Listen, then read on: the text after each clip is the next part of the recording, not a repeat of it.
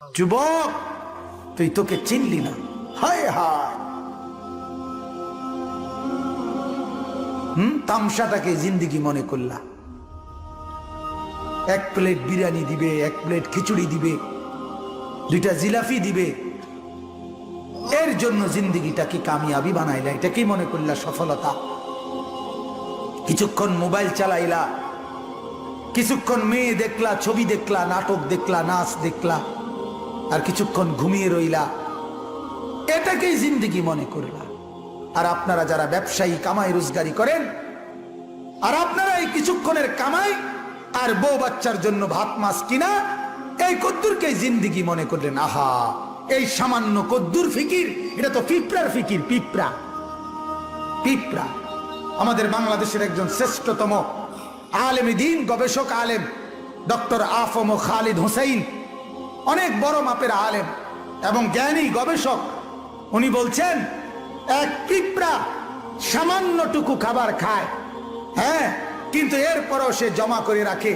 এক হাতি 250 কেজি খাবার প্রতিদিন খায়, একদিন 90 লিটার পানি প্রতিদিন খায়। উনি বলছেন কিন্তু কোনদিন হাতি সে পরবর্তী বেলার খাবার কান্দে কইরা তার কাছে নিয়ে আসে না।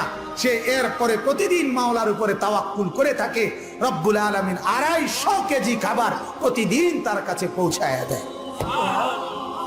হযরত বলেন এক সাগরের তিমি এক লোকমায় যেই খাবার খায়, এক লোকমা 200 শক্ত সামর্থ্য জোয়ান যুবক গোস্ত ভাত খাইয়া একবারে যা খাবে, এই সাগরের তিমি এক লোকমায় তার চাইতে বেশি খাবার খায়।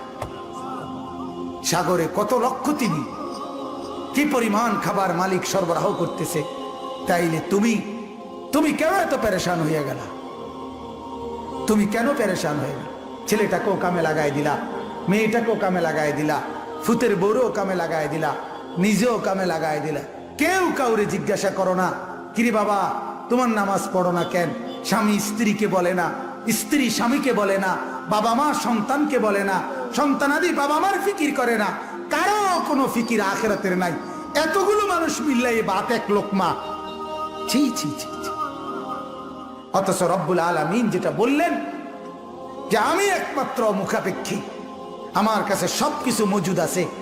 তুই বান্দা চাইলে তুই একজন না, লাউ আন্না আউওয়ালাকুম ওয়া আখিরাকুম ওয়া ইনসাকুম ওয়া জিন্নাকুম ওয়া যুকুরাকুম ওয়া উনুসাকুম, আল্লাহ বলে তোদের প্রথম ব্যক্তি, শেষ ব্যক্তি, পৃথিবীর শুরু এবং শেষ সব লোক যদি একত্রিত হয়, পুরুষরাও, নারীরাও, ছোটরাও, বড়রাও, মানুষরাও, জিনরাও যদি একই মাঠে জমা হয়ে আমার কাছে যার যা লাগবে তা চায়, আল্লাহ বলেন লা আতাইতু কুল্লা ওয়াহিদিন মাসআলাতাহু, সবার চাওয়া আমি ওইখানে রাখকেই পূরণ করে দেব।